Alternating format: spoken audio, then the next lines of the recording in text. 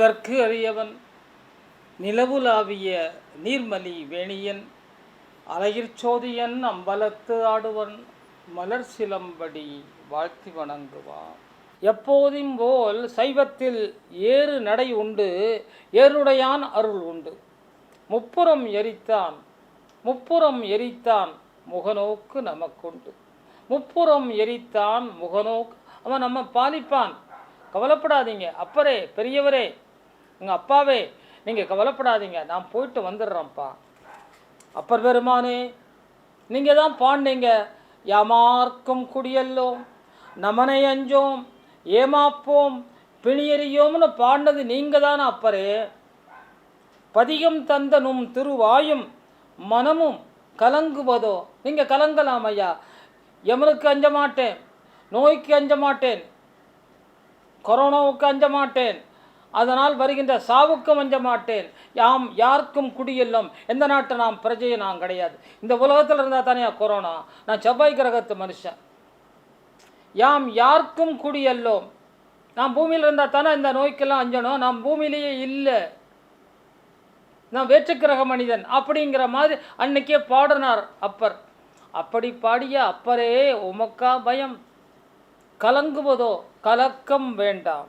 அப்பரே, அத்துணை நிகழ்வுகளும் ஆண்டவன் திருவுளத்தால் அகிலத்தில் நிகழ, ஆண்டவன் என்ன நினைக்கிறானோ அதுபடிதான் என் நாட்டில் நடக்கும். என்ன விதி விதித்ததெல்லாம் இறைவன் தானே. அவன் என்ன நினைச்சாலும் அதை மாற்றுவதற்கு ஒரு மனிதன் உண்டோ? கிடையாது. ஆண்டவன் திருவுளத்தால் அகிலத்தில் நிகழ நவகோள்களும் நமக்கு நல்லதே புரியும். நவகோள்களும் நமக்கு நல்லதே புரியும். தவிக்கும் தந்தை கலக்கம் தனிய தன் தமிழால், தன் தமிழ்னா தன்னுடைய தமிழில், தன்னுன்னா குளிர்ந்தன்னு அர்த்தம். தன் தமிழால் திருப்பதிகம் ஒன்றை சாற்றுவார். தன் தமிழால் திருப்பதிகம் ஒன்றை சாற்றுவார். இந்த சம்பந்தர் பதியம் இன்றைக்கு உலகமெல்லாம் பாடக்கூடிய ஒரு பதிகமாக மாறுகிறது. எங்கெல்லாம் சைவம் மிளிர்கிறதோ அங்கெல்லாம் இந்த பதியம் பாட வேண்டும். வேயுரு தோழிவங்கன் விடமுண்ட கண்டன் மிக நல்ல வீணை தடவி மாசரு திங்கள் கங்கை முடிமேல் அணிந்த என் உளமே புகுந்த அதனால் ஞாயிறு திங்கள் செவ்வாய் புதன் வியாழன் வெள்ளி சனி பாம்பிரண்டும் உடனே ஆசு அரு நல்ல நல்ல, ஆசுனா குற்றம், ஆசு அரு குற்றமில்லாதவை, ஆசு அரு நல்ல நல்ல அவை நல்ல நல்ல நல்ல. பாருங்க, இந்த பாசிட்டிவ்னஸை ப்ரெஷர் கொடுக்குறாரு. நல்ல நல்ல அவை நல்ல நல்ல அடியார் அவர்க்கு மிகவே. எங்கேயுமே ஒரு நெகட்டிவே கிடையாது. இந்த பாடலை படியுங்கள், உங்கள் வாழ்க்கையில் எனர்ஜிஸ் சக்தி அதிகமாகும். இது ஒரு பாசிட்டிவ் எனர்ஜியை கொடுக்கக்கூடிய ஒரு பாடல். ஐயோ எனக்கு 7.5 சனி, வருத்தப்படாது. எனக்கு குரு பார்வை இல்லை, வருத்தப்படாதப்பா. செவ்வாய் திசை நடக்குது, செவ்வாய் தோஷம் ஒன்றும் கிடையாதுடா பாவி. இறைவனை நம்பினா இந்த நவகிரகத்தையும் நவக்கோள்களையும் நீ நம்பணுங்கிற அவசியமே கிடையாது. அதனால் வெயிறு தோழிபங்கன் விட முண்ட கண்டன் மிக நல்ல வீணை தடவி மாசரு திங்கள் கங்கை முடிமேல் அணிந்து என் உளமே புகுந்த அதனால் ஞாயிறு திங்கள் செவ்வாய் புதன் வியாழன் வெள்ளி சனி பாம்பிரண்டும் உடனே ஆசரு நல்ல நல்ல அவை நல்ல நல்ல அடியார் அவர்க்கு மிகவே என்று தொடங்கி ஒரு பதிகத்தை ஆக்கிறார் பெருமான். பதிகம் கேட்டு பாதிப்பு நீங்கிய தந்தையும் நவரசம் வேறு வழியின்றி கண்கள் நீர்வார பிள்ளையை வழி அனுப்பி வைப்பார். திருக்கோயில் சென்று திருவருளை வேண்டி திருவடியில் சென்னி வைத்தே தீர்க்கமாய் இறைகலந்து திரு 5 எழுத்தோதி திரு அரசர் விடை வாங்கி பிள்ளையும் தெளிவாய் சிவிகை ஏறி திருநீற்று துணையில் தொடரும் திருக்கூட்டம் தென்பாண்டி என பயணிக்கும். எத்தனை திரு பாருங்க, திரு திரு திரு அப்படின்னு சொல்ல சொல்ல சொல்ல சொல்ல உங்களுக்கு பாசிட்டிவ் எனர்ஜி அதிகமாகும். எனவே அந்த திரு திரு என்று சொல்கின்ற வார்த்தைக்கு லக்ஷ்மி என்று பொருள். உங்களை நோக்கி வளமும் வாழ்க்கையும் மிகச்சேரும் என்பதற்காகவே இந்த இடத்துலலாம் நான் அதிகமான திருவை உபயோகித்து எழுதியிருக்கிறேன். திருக்கோயில் சென்று திரு அருளை வேண்டி திரு அடியில் சென்னி வைத்தே தீர்க்கமாய் இறைகலந்து திரு 5 எழுத்தோதி திரு அரசர் விடை வாங்கி, திரு அரசரா நாவுக்கரசர் விடை கொண்டு போகிறார். தெளிவாய் சிவிகை ஏறி திரு நீற்று துணையில் தொடரும் திருக்கூட்டம் தென் திரு பாண்டி என பயணிக்கும். தென் திரு பாண்டி என பயணிக்கும். பாண்டிய நாட்டுக்கு கிளம்பிட்டாங்க. நாவுக்கரசர் தல யாத்திரைக்கு இந்த பக்கம் போகிறாரு, இந்த பக்கம் தென்பாண்டி நாடுகான திருப்பிள்ளை பயணிக்கும். சோழ நாடு விட்டு அந்த தமிழ்நாடு தென் தமிழ்நாடு காணவே தெள்ளிய அடியர் கூட்டம் செல்லும். செக்கிலார் பெருமான் பாடும்போது இது நடுநாடும்பார். நம்ம இருக்கிற சென்னைக்கு பக்கத்தில் இருக்கிற விழுப்புரம் எல்லாம் நடுநாடு, சென்னை காஞ்சிபுரம் எல்லாமே தொண்டை நாடு. சோழ நாடு அந்த தஞ்சாவூர், அந்த பக்கம் சிதம்பரம், அப்படி போனால் சோழ நாடு. அந்த பக்கம் கொஞ்சம் தாண்டி போனால் சேர நாடு, மலை நாடு. அந்த சோழ நாட்டுக்கும் தொண்டை நாட்டுக்கும் இடைப்பட்ட பகுதி, நடுவில் இருக்கிற பகுதி நடுநாடு. இந்த பக்கம் போனால் தமிழ்நாடு. மதுரையை தாண்டினா மதுரை, திருநெல்வேலி, ராமநாதபுரம் இதெல்லாம் தென் பாண்டி நாடு. இதை செக்கிலார் பெருமான் தமிழ்நாடு என்று சொல்கிறார்.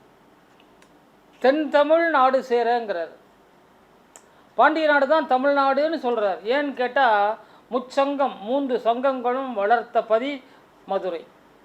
கடைச்சங்கம், இடைச்சங்கம், தலைச்சங்கம் என்று 3 சங்கங்களை வளர்த்து அதுக்கு இறையனார் பெருமானே தலைவராக இருந்து வளர்ந்த பதி. தென் பொதிகை, அகத்தியம் பாடிய அகத்திய முனிவர் இருக்கின்ற பதி தென் பொதிகை. தமிழ் பிறந்த இடம் தென் பொதிகை. அங்கே பொழிகிற தாமிர பரணி நதி தமிழோடு தானுமாக சேர்ந்து தாளாட்டும் மக்களை. எனவே பாண்டிய நாட்டுக்கு தென்பதிகை என்று பெயர். நான் ரொம்ப அதிகமாக இதை பற்றி தென் தமிழ்நாடு என்று ரொம்ப சந்தோஷத்தோடு சொல்கிறேன்னா, எங்கள் ஊர் திருநெல்வேலி. நான் பிறந்த ஊர் திருநெல்வேலி, படித்த ஊர், வளர்ந்த ஊர். 20 வயதுக்கு மேலே இந்த சென்னைக்கு வந்து ஏறத்தாழ ஒரு 55 ஆண்டுகள் இந்த ஊரில் இருந்து, இந்த ஊரிலிருந்து நான் அந்த ஊரை பற்றி பேசுகிற ஒரு சந்தோஷத்துக்கு ஆளாகிறேன். பதிகம் கேட்டு பாதிப்பு நீங்கிய தந்தையும் வேறு வழியின்றி தன் கண்ணில் நீர்மல்க புறப்பட்டு போயிட்டார். சோழ நாடு விட்டு தென் தமிழ்நாடு காணவே தெள்ளிய அடியர் கூட்டம் ஆலவாய் காண. ஆலவாயின்னு பேர், மதுரைக்கு ஆலவாயின்னு பேர். அதுக்கு ஆலவாயின்னு ஏன் பேர் வந்ததுன்னு அப்புறமா நான் சொல்கிறேன். ஆலவாய் காண ஆவலாய் பயணிக்கும். ஆவலாய்க்கும் ஆலவாய்க்கும் சின்ன ஒரு எழுத்து தான் டிஃப்ரெண்ட். கொஞ்சம் அப்படி தூக்கி போட்டால் ஆவலாய், கொஞ்சம் தூக்கி போட்டால் ஆலவாய். ஆலவாய் காண ஆவலாய் நடைபோடும். கடக்கும் வழித்தலங்கள் காண வழிபட்டே செல்லுவார். போகிற வழியிலையும் சும்மா விடலை, ஒவ்வொரு தலங்களாக போய் சிவபெருமானை பாடி பாடி பாடி பாடி செல்கிறார். மதுரையை நோக்கி வழிக்கூட்டம் போய்கொண்டே இருக்கிறது. எந்த கோயிலாம் பார்க்குறாரு? திரு அகத்தியான் பள்ளி, திரு கடிக்குளம், திரு கோடி குலகர் கோயில், திரு இடும்பாவனம், திரு உஷாத்தானம் தலங்கள் கண்டு மதுரை நோக்கி முன்னேற பொன்னி வளநாடு விட்டு போற்றும் பரிவாரமுடன் கன்னி தமிழ் கலந்த தாமிர பரணிவாயும் பாண்டி மனத்தென்னி வழித்தலங்கள் வகையாய் தொழுது மன்னிய சீர் மதுரை அம்பதி கண் தெரிய, மன்னிய சீர் மதுரை அம்பதி கண் தெரிய. தூரத்துலேருந்து பார்க்குறாங்க, ஆலவாய் கோபுரம் தெரியுது. மதுரை அம்பதி கண் தெரிய தொலைவில் காட்சியாகும். ஆலவாய் கோபுரமும் ஆகாய மதிலும் ஆகா அற்புதமே. ஆலவாய் கோபுரம், மதுரை மீனாட்சி கோயில் இன்னைக்கும் பாருங்க அற்புதம்தான். நம்முடைய பிள்ளைப்பெருமானது 7ஆம் நூற்றாண்டில் பாடின பாடல் இது. ஆலவாய் கோபுரமும் ஆகாய மதிலும் அற்புதமே. ஆலவாய் கோபுரம், ஆகாய மதில், ஆகாயத்தை தொடுகின்ற அளவுக்கு மதில் சுவர். ஆகா அற்புதமே. காலவாய் பேச கவின் காட்சி கண்ணெதிரே. காலம் வாய் திறந்து பேசுகிறதா. ஆகா காலவாய் பேச கவின் காட்சி கவின்னா அழகியன்னு அர்த்தம். கவின் காட்சி கண்ணெதிரே. கோலவாய் பால் வழிந்த, கோலம்னா அழகிய, கோலவாய் அந்த அழகிய வாயில பால் வழிஞ்சுது. யாருக்கு? ஞானசம்பந்த பெருமானுக்கு. 3 வயதில் பிள்ளை பெருமானுக்கு அன்னை உமை பாலூட்ட அந்த பால் வழிந்த பெருமான் இந்த வந்து கொண்டிருக்கிறார். கோலவாய் பால் வழிந்த கோளரி மகிழ்வுடனே தாளமாய் கைதட்டி, கையில் பொற்றாளத்தை வச்சு தட்டார், காலமாய் கைதட்டி தன் வருகை தந்தை சிவன் அறிவிப்பார். இந்த பொற்றாளத்தை தட்டி அந்த தாளத்தினுடைய ஓசை எழுப்புறாராம்.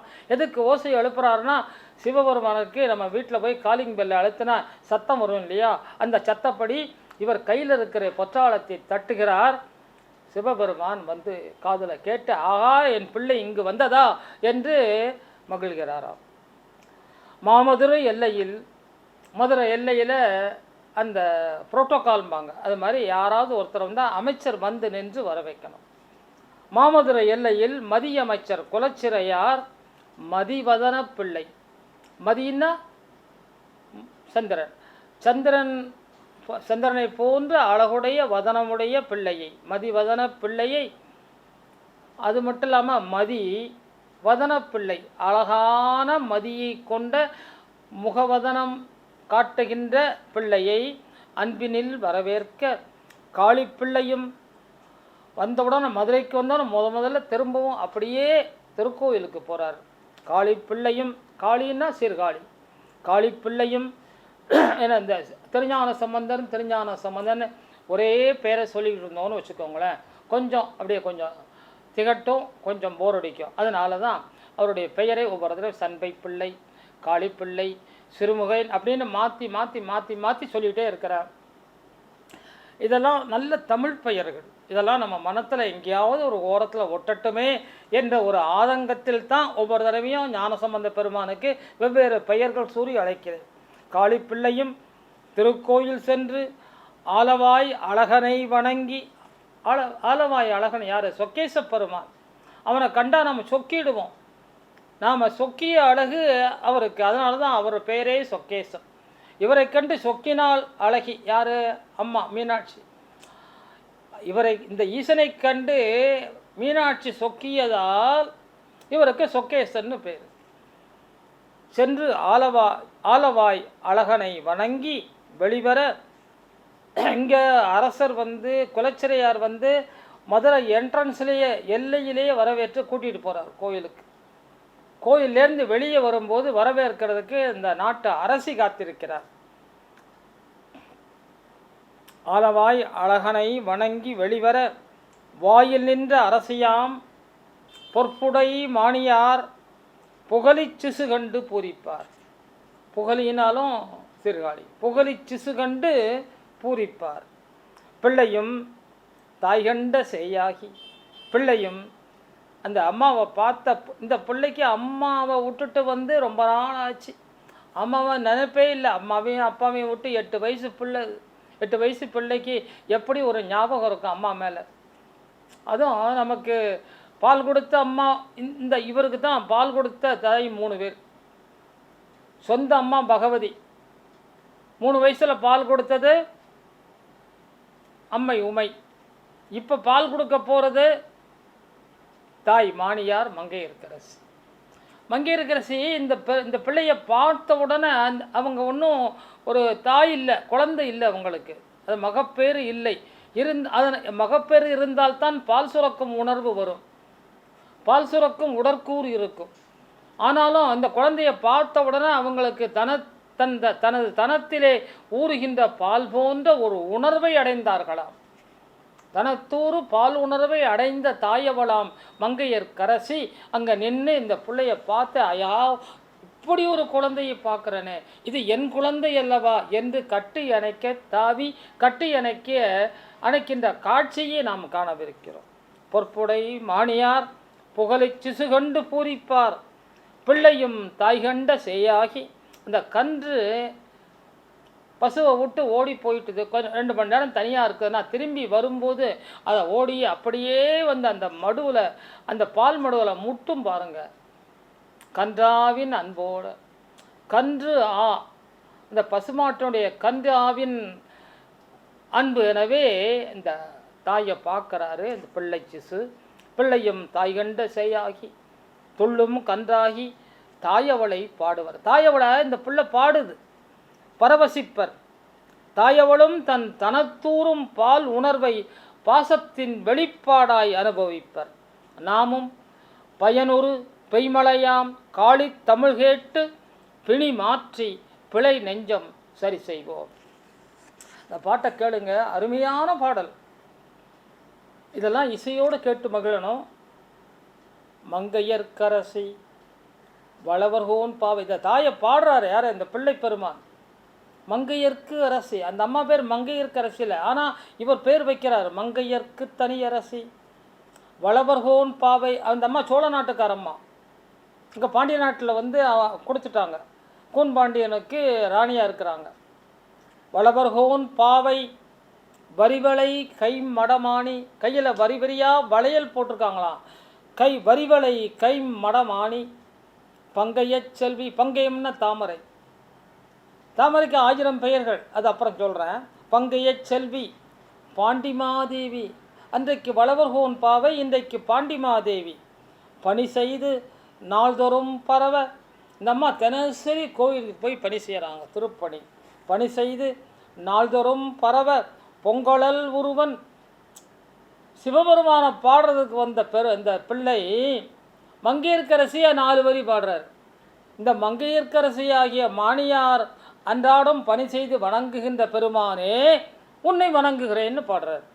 பொங்கலல் உருவன் பூதநாயகன் நாள் வேதமும் பொருள்களும் அருளி அங்கையர்கண்ணி தன்னோடும் அமர்ந்த.